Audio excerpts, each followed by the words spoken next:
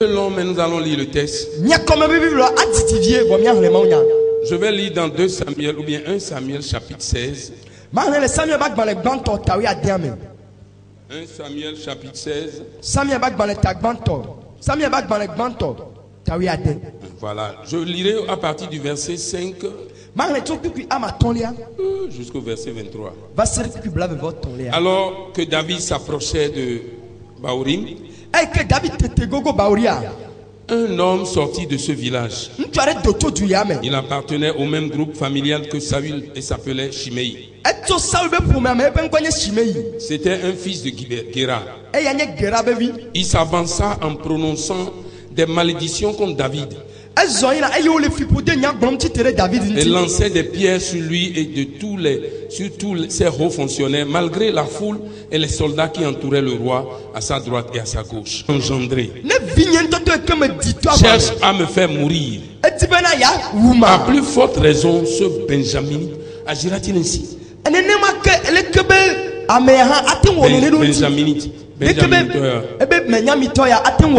Laissez-le tranquille et qu'il maudisse, car l'Éternel lui a dit. Peut-être l'Éternel considérera-t-il ma situation misérable et changera-t-il la malédiction d'aujourd'hui en bien.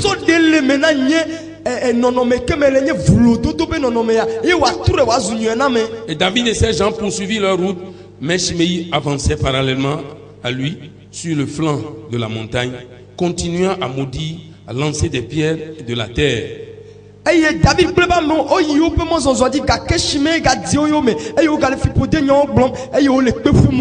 Finalement, le roi et toute la suite arrivaient exténués à Bahurim. Là, il parut prendre quelques repos. Il put, prendre quelques repos.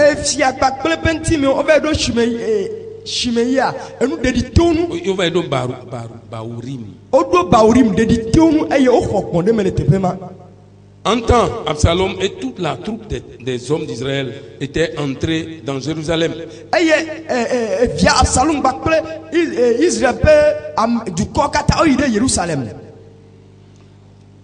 Ahitophel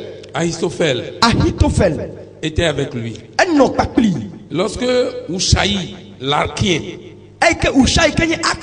l'ami de David, arriva auprès d'Absalom, il s'écria: vive le roi, vive le roi.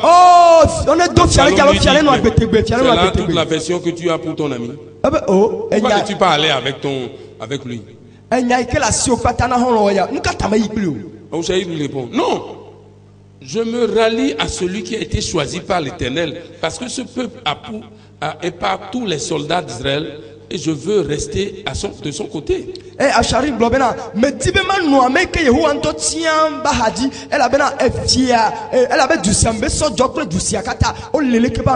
D'ailleurs, qui est-ce que je vais servir?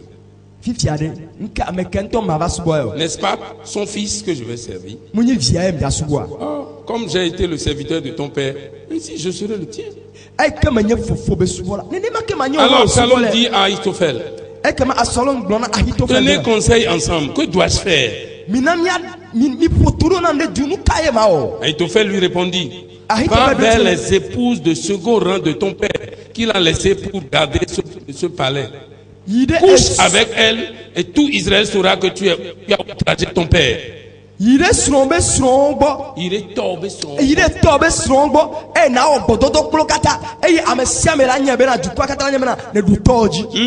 ainsi, le courage de tous tes partisans en sera affermi. Abomination. On dressa une tente sur le toit en terrasse du palais. Et Absalom y alla coucher avec les épouses de second rang de son père, sous les yeux de tout Israël.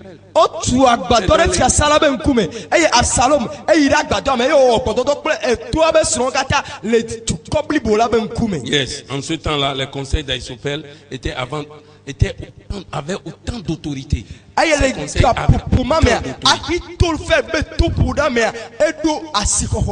Et pour David, ça avait autant d'autorité pour David comme pour Absalom. Qu'une parole de Dieu lui-même. Que le Seigneur bénisse sa parole. Vous voyez, le texte a été long. Mais ce que je veux dire, vous allez comprendre bientôt. David a écrit un psaume. Et dans ce psaume, je vais expliquer ce que je suis en train de dire. Le psaume 3. David criait, c'est ce que nous venons de chanter tout de suite. Le roi David criait, il s'écria. Il a fait un constat dans sa vie. Il n'était pas conscient de cela, mais un jour, il a pris conscience. Il a dit, oh, psaume 3, est-ce que vous êtes là-bas? Oh, Éternel. Oh Yehowa, mes ennemis sont si nombreux. Oh oui, si nombreux mes adversaires. Qui se sont dressés contre moi. Et si nombreux ceux qui prétendent qu'il n'y a plus aucun secours pour moi auprès de Dieu.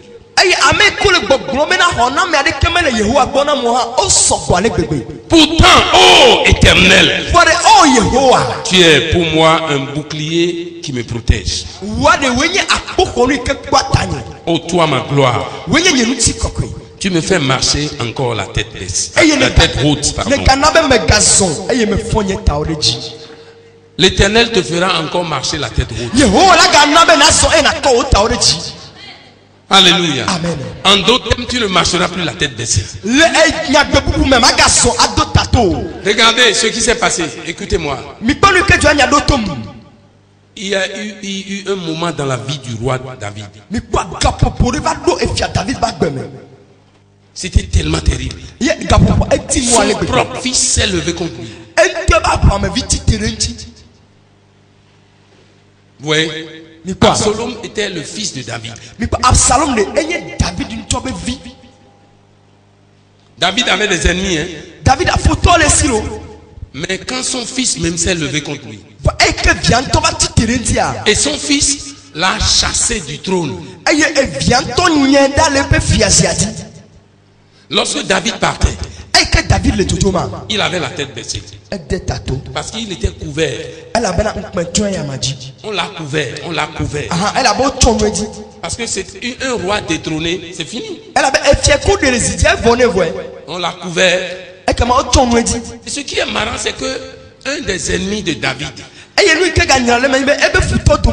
était de la maison de Saül, lui, il a vu dans ça que c'est le sang de Saül qui est en train de se venger. Donc David, le roi, marchait. Il descendait. Et les hauts fonctionnaires étaient à côté de lui. Les grands. Et lui il lançait les pierres, l'autre lançait des pierres. Oh, assassin, assassin, vaurien, et David était complètement malheureux. Quelqu'un voulait même tuer celui qui faisait ça. Et David dit non, laisse ça. Pourquoi ça s'est arrivé? C'est que Dieu voulait montrer sa force. C'est vrai que David a commis un crime, mais Dieu voulait montrer sa force à ses ennemis. Ce n'est pas ce qui t'arrive aujourd'hui. Ce qui t'arrive aujourd'hui, ce n'est pas parce que tu as fait quelque chose. Dieu voulait glorifier son Saint-Nom. Alléluia. Amen. Donc ma Bible dit, David a constaté qu'il a tellement d'ennemis. Il était tellement malheureux. Ce que j'ai constaté dans cette histoire, c'est qu'une force est en train de diviser, d'éloigner Absalom pour le détruire.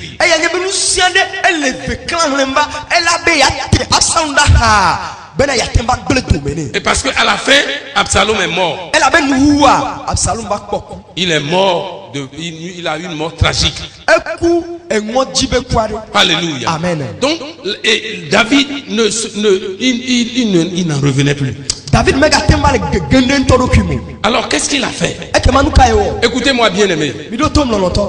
Dans la vie de toute personne, vous arriverez à un moment de découragement, de détresse, où l'ennemi va vous frustrer.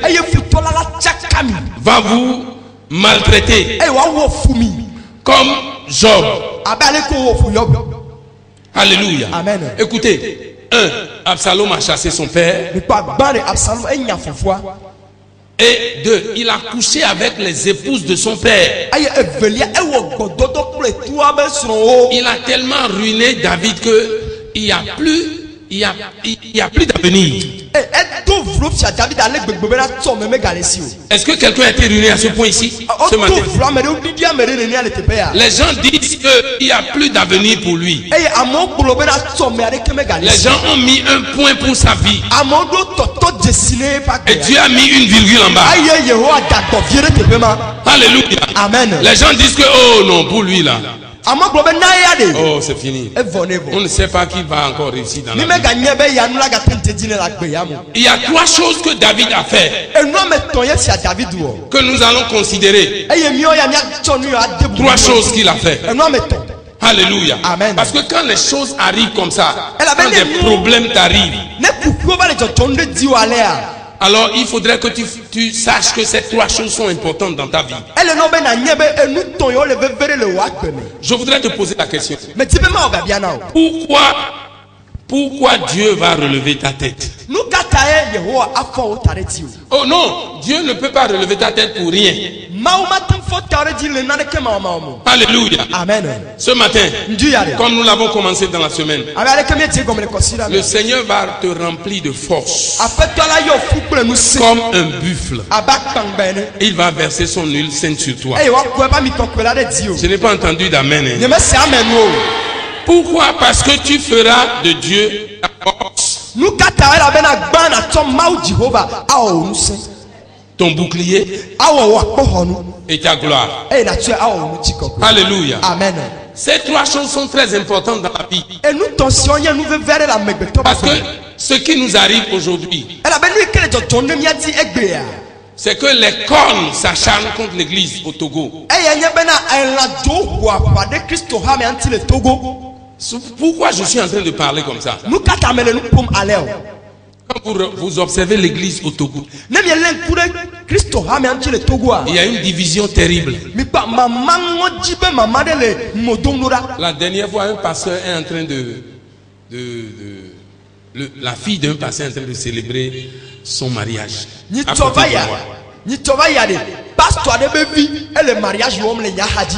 Alors que je connaissais le pasteur. Des fois il passe, il s'arrête, il me salue.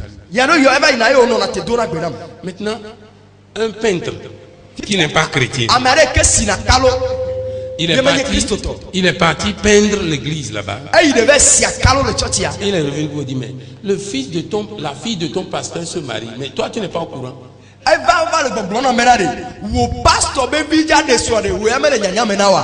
Je n'ai pas répondu. C'est-à-dire que je voudrais vous montrer la division. Alléluia. Amen. L'église est divisée. L'église est divisée dans toute sa forme. Ouais, dans Zacharie chapitre 2 ou bien chapitre 1 pour certaines personnes, où la Bible dit, je levais la tête. Je prie que le Seigneur vous fasse lever la tête. Parce que si vous ne levez pas la tête, vous savez ce que vous allez voir. Vous allez voir votre frère. Mais quand vous levez la tête, vous allez voir la réalité. Qu'il vous fasse lever la tête. Alors quand je levais la tête, j'ai vu quelque chose. C'est ce que Zacharie dit. J'ai vu 4 cornes. Je me demande, mais qu'est-ce que ces cornes sont pour faire?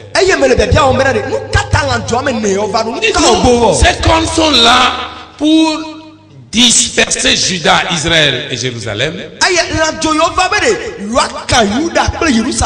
C'est-à-dire l'église, le corps du Christ. Israël, c'est le pays. Il y a 12 tribus, dont Juda. Et Juda, dans Juda se trouve Jérusalem. Oui. Donc Jérusalem, Juda, Israël. Donc Israël, Jérusalem, Juda. Juda, Israël, Jérusalem. Jérusalem, Juda, Juda. Vous comprenez? C'est comme une ville. C'est comme Nyekonakwe, Lomé, Togo. Vous avez compris? Voilà. Donc, ces colons sont là pour disperser Israël. Et pour que personne ne lève la tête. Ouais, c'est pourquoi dans certaines familles, ces colons ont tellement divisé que personne ne lève la tête. On n'aide personne. Il y a la division là-bas. Et les colons attaquent maintenant l'église. Et ces colons sont en train d'attaquer Nyekonakwe. Et les églises de Nyekonakwe aussi sont en train d'être divisées. Mais bien aimé, est-ce que nous sommes en train de combattre nous les uns les autres? Alors regardez, ici, ces colons ont divisé David et Absalom. Hein? La Bible dit, Dieu dit qu'il y aura restauration entre fils et père avant le jour du Seigneur. Il aura restauration. Oh non, Dieu l'a dit ici dans Malachie. Ouvrons dans notre Bible dans Malachie, vous allez voir. Dieu dit avant le jour du Seigneur, il y aura cette restauration là. Alléluia. Amen. Le cœur des fils iront au Père.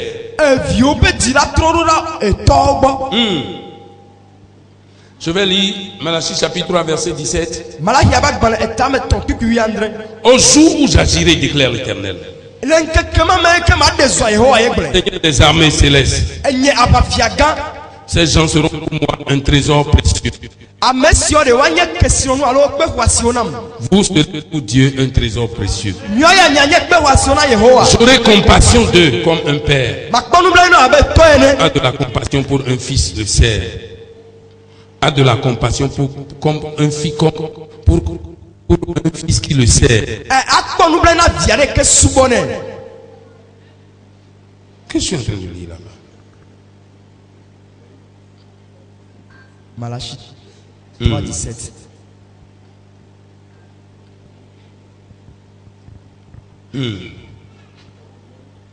Pardon, il me semble que j'ai verset 23. Voici, j'envoie Élie le prophète avant. Oui, voilà. Avant le jour de l'Éternel arrive, avant que le jour de l'Éternel arrive, ce grand jour. Voilà, merci. Il donnera le cœur des pères vers leurs fils. Et les fils de leur père. De peur que je ne vienne frapper le pays et me le louer tout entier. Pourquoi Dieu dit ça? Il faut qu'il y ait cette unité là. Cette unité doit régner. Il y a des gens dans ta famille qui peuvent t'aider, mais ils ne peuvent pas. Dans l'église, il y a des gens ici qui peuvent t'aider, mais ils ne veulent pas. C'est-à-dire qu'une force les empêche. Alléluia. À partir de... C'est pourquoi nous sommes ensemble. Pour que nous puissions nous entraider.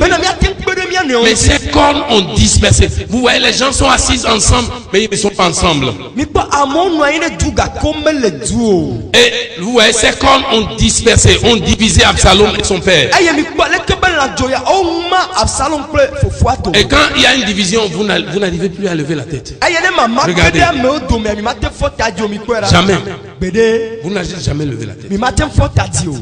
Hein? Vous savez, quand on dit de lever la tête, vous comprenez ça? Ce n'est pas lever la tête comme ça. Quand les gens parlent, toi aussi tu parles. Quand les gens garent leur voiture, toi aussi tu gares ta voiture. Voilà. Les gens ont construit, toi aussi tu as construit. Quelqu'un est marié, toi aussi tu es marié. Ils ont des enfants, toi aussi tu as des enfants. C'est dans tous les domaines tu relèves la tête. Le Seigneur vous fasse relever la tête à partir d'aujourd'hui. L'Éternel vous fasse relever la tête à partir d'aujourd'hui. Au nom de Jésus de Nazareth. Quand c'est arrivé, quand cela est arrivé, alors regardez ces trois choses-là.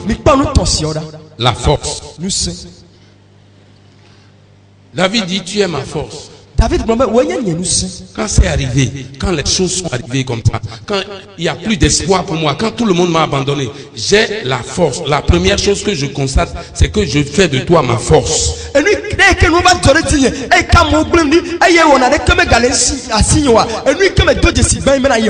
Dans Psaume 92, le verset 11, David dit, tu me remplis de force. Les salmes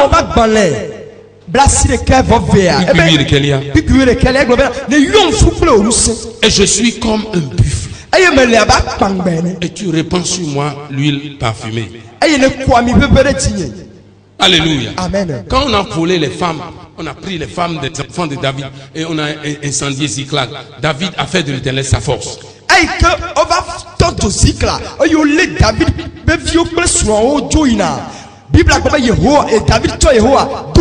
Quelqu'un dit, fais de l'Éternel ta force.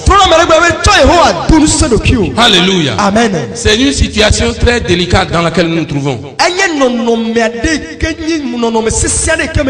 Vous voulez aller quelque part, fais de l'Éternel ta force. Comment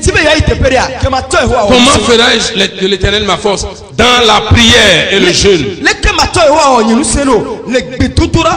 Quand je prie et quand je jeûne, c'est-à-dire que je sais que c'est lui seul qui peut intervenir dans ma vie.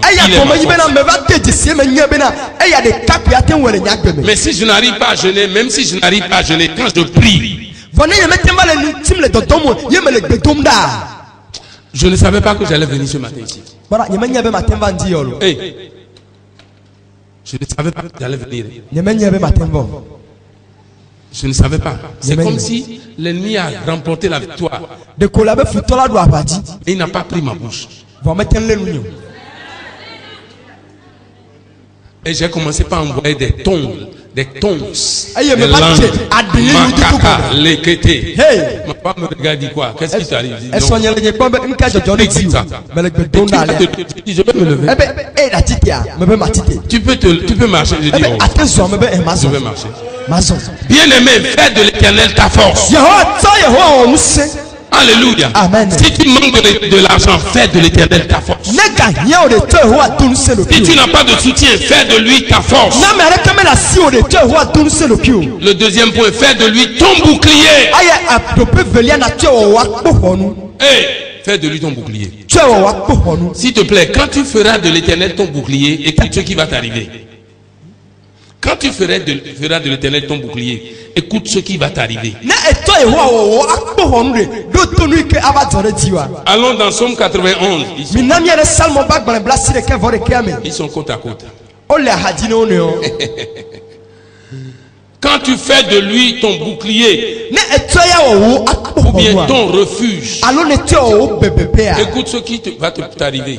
Psaume 91 à partir du verset 9. Est-ce que tu es prêt? Quelqu'un est là-bas. L'Éternel est mon refuge. Et si tu fais du très haut ton abri, aucun malheur ne t'atteindra.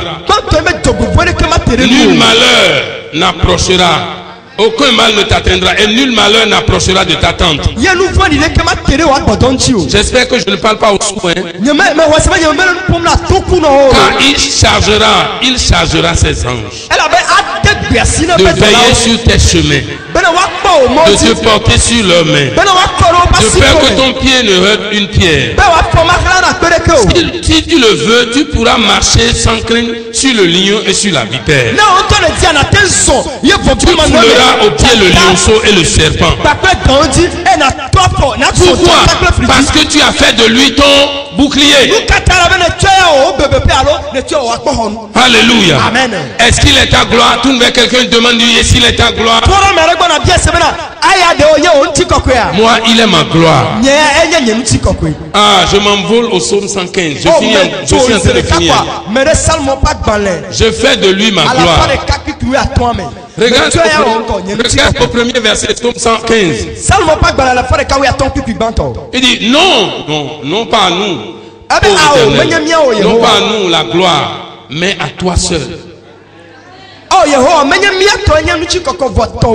Pour ton amour et ta fidélité. Est-ce que vous êtes là-bas? Sautez au verset 12. L'Éternel, quand tu fais de l'Éternel ta gloire, il pense à nous.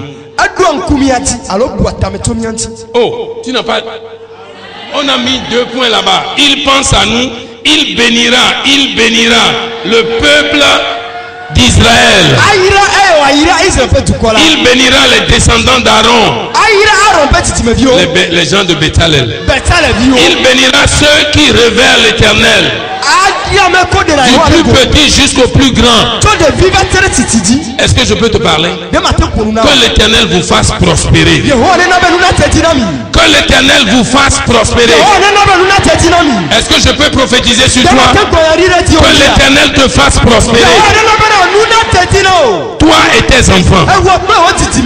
Ah, je dis toi et tes enfants. Soyez bénis par l'Éternel qui a fait les cieux et la terre. Est-ce que quelqu'un peut lever les mains ce matin?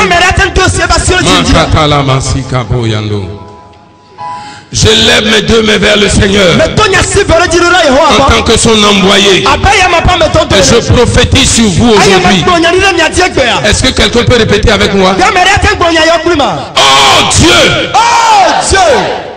Remplis-moi de ta force. Remplis-moi de ta force. Remplis-moi de ta force, Seigneur. Remplis-moi de ta force, Seigneur. Comme un buffle. Comme un buffle. Et verse ton huile parfumée sur moi. Et verse ton huile parfumée sur moi. Oh Masata Kayando. Yehowa. Lebros Kando. Ben Yehowa. Yehowa. Kowami ne djinye. Kowami ne djinye. Donye jode di ame akpangba tonene. Donye jode di ame akpangba tonene. E na kowami ye yere djinye. Kowami ye yere djinye. Commencez à prier, commencez à prier.